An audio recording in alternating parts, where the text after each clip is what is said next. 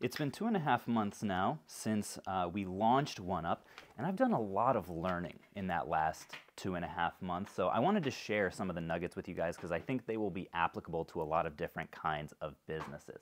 The first one is a behavior pattern that I had to unlearn from the beginning of my reselling and YouTube career between then and now.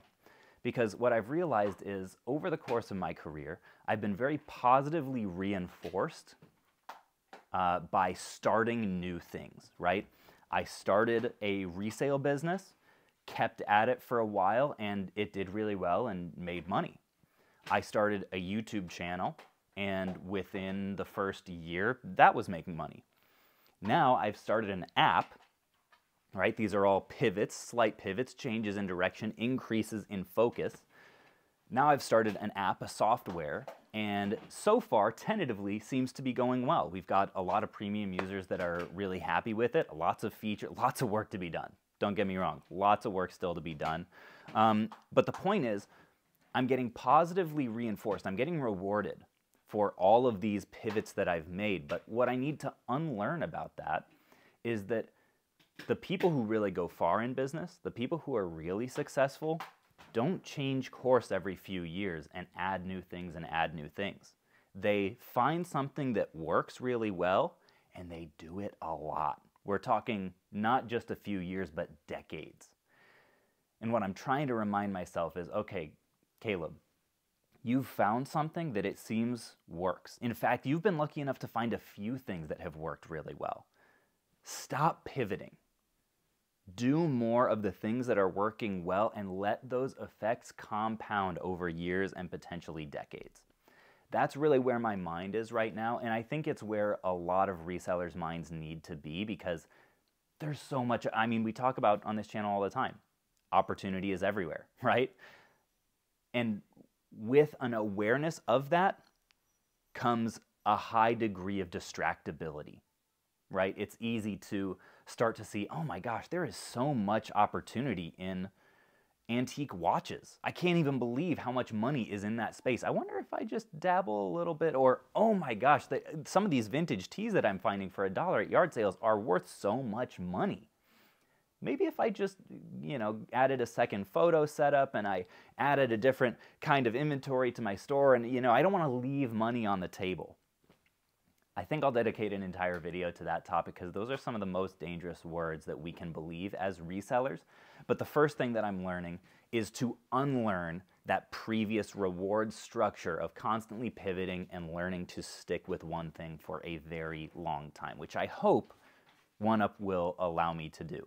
And I don't plan on sacrificing either of the other parts of the business in the meantime, although we have had to scale back in small ways. For example, the YouTube channel going down from one upload every week on the main channel to now just 2 a month. But plenty more here on ReXP Sale, so appreciate you guys being here.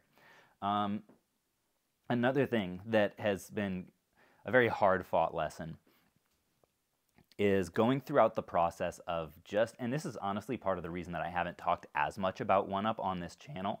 One, because I think I kind of tired people out on it, if I'm being honest. And two, because reading all the feedback on those videos has been more draining than what I'm used to, mostly because I have such a high level of emotional investment in I really want everyone to like this thing. But what I've had to learn is that I don't need everyone to like OneUp. Ultimately, even if I made it entirely free and provided more value than any other reseller software on the market, there would still be dissenters. There are still people who just don't like me and they're not going to like what I make. But what I do need is a few people, select people, to love it. So that's really what I'm trying to focus on, trying to lean much more into user surveys, into talking to people on the Discord, into email correspondence with our current premium users, and just asking them, hey, what new features could we implement in this next season for version 2 that would really make your life easier? So that's really where I'm trying to direct my focus. The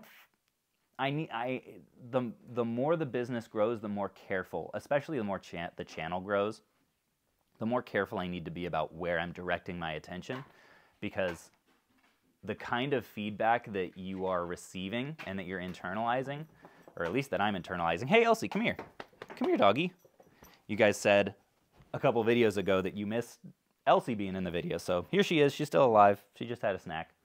The more the channel grows, the more I just kind of need to guard that mental space, because if you start getting drudged down by all the dissenters, I really think it can make you not only less happy, obviously, but less productive.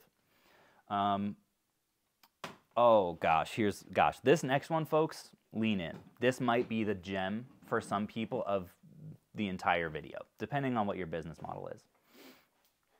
What, doggy? I can't help you. You want to be in the camera? Come on up here.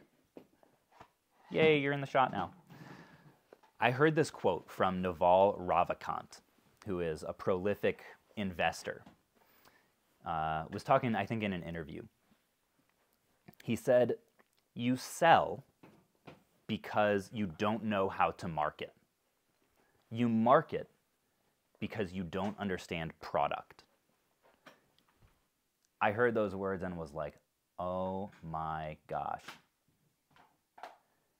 It reinforced a little bit the strategy that we've had so far of not really like not going super hard on the trying to push one-up out to the masses. Some people would say, dude, you spent an entire 10 video series just talking about building it. Yeah, I did, but that was mostly for documentation purposes. Really, there have only been a few videos on the main channel where we have mentioned it, and no video, we have potential to sponsor all kinds of content on other people's channels, because I've been in the space a while and I know people. Editor Riff would not take much money, would not take a very large carrot to dangle in front of that guy to get some words of praise on his channel. He actually recently, in his podcast, Pixel Plus, did a free sponsorship ad read for one-up. I didn't even ask him to. Super nice of him. Anyways, we could be doing a lot more of that stuff, but I don't feel like one-up is at a point yet where I want to dedicate a lot of money to that, because it does cost money. I think we're much better served by putting that money into the product, which clearly I so far don't understand. And it really changed my mindset of wow, for as long as we possibly can, let's designate those initial dollars to making one-up better and better and better, so that we get more word of mouth and just good person-to-person press in the industry. Because the reality is, the video game reselling world is not that big. We went to Midwest Gaming Classic a couple weekends ago, and a big thing that I was talking to vendors about was if they brought up one-up, if they've seen kind of the journey they've been following along, I was just asking have you been using it? What do you think? What are the worst? That was the biggest question that I asked, is what sucks most about one-up? Because I'm just so hungry for things to fix and to get the honest feedback from real users of this is what's preventing me from really going all in. We're a long way out from, I think, being at the point where I'm really going to put a lot of dollars behind pushing it. But I guess since I'm on the topic, if you are interested in putting video game reselling on easy mode, I don't really make the hard pitch very much, but that's really what one-up is designed to do. If you're a video game reseller, you can go to one-up.app to download it. We have, for the premium tier, a money-back guarantee, so that if it doesn't work out for you, you're not out any money. I have had, this month we've been making some changes and finally phasing out the old buy list spreadsheet clunky program. We've had a few people who are kind of clinging on to that finally transition over, and we've had really good feedback from them, just okay, this handheld software, it's an extra tool in my belt when I go out sourcing, that these games, a lot of them, there's a decent number of games on our list that we pay over price charting value for. So when they're going out to stores or pawn shops or conventions, it's basically their tool to say, okay, I can squeeze my margins a little bit here because the condition on this game is really good and I know I'm going to get paid on it next week. And we've had great feedback. So appreciate you guys if you have used it. What would this be? Number 4 learning since launching the app would be that one-up right now is in a precarious place. The current model of it is we're buying anything that is available on Quick Flips right now to sell directly to one-up, we're buying.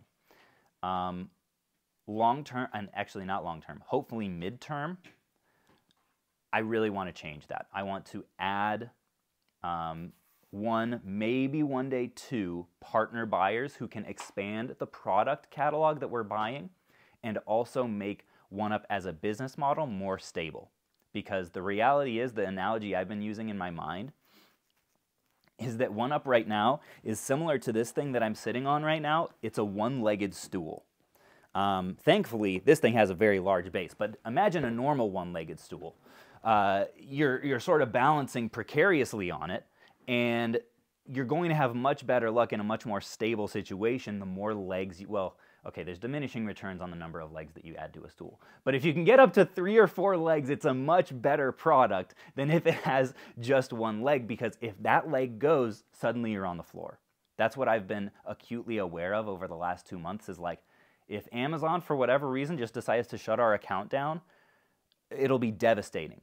Like, we're talking like full month refunds for however months it takes to get other buyers, right, onto the software and onboard them and everything. I mean, right now, if Amazon shut us down, it would be catastrophic, not just for our resale business, but also for OneUp. And that's the point that I'm really trying to get past. And also, I want to give our users an opportunity to sell more stuff just than the like 1,100 or so games that we buy. Long term, I would love for people to be able to sell literally any video game that they get on OneUp. That's where I would love this thing to go. We're a long way out from that, but midterm, like I said, would love to at least be able to give access to sell consoles on there. Because that's another piece of the puzzle. Like, we buy most of the most common games that you'll find that are mid to high dollar, but consoles is the other thing that people find all the time that it would be great to give our users an out for. The fifth thing that I've learned, which is less applicable to everyone else, is that, boy, version 2 of this thing is going to be expensive. I didn't really understand the software development cycle going in.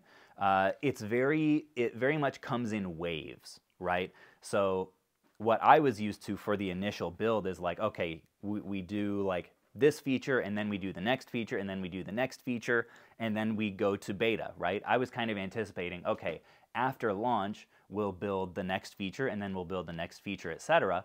But what that approach does is it doesn't allow you to have a more long-term approach to the design of the whole app and understanding how all of these new features are going to relate to each other. So rather than going one by one and developing things sort of, you know, as we prioritize them, there's going to be a whole version 2, which is much more similar to like building a second app. There'll be like a design process, wireframing. There'll be, you know, estimates for different chunks of what we're going to build. And that's just a thing about the software development process that I'm learning. And I'm grateful that I have a team who is way smarter than me, because I have no doubt that would have resulted in a lot of unnecessary headaches in the long term. And the last thing is, I talked in the last video about how recently I went to dinner with the software development team as kind of a celebration of, hey, this thing is launched, like, let's get some food and drinks together. And was very gratified by, because Erica, my wife, was there, the way that they were talking about like our interactions and how apparently OneUp is one of their favorite clients that they've ever worked with, which I was really grateful to hear, because working with me as a client is very unique for 2 reasons. Well, mostly for one reason, I guess. And that is that I was documenting the whole process online. So they were able to watch the videos of me like going back into the office after a really hard meeting, realizing that a certain feature is going to be way more expensive than I thought, or we're not going to be able to launch with like Amazon data or things like that.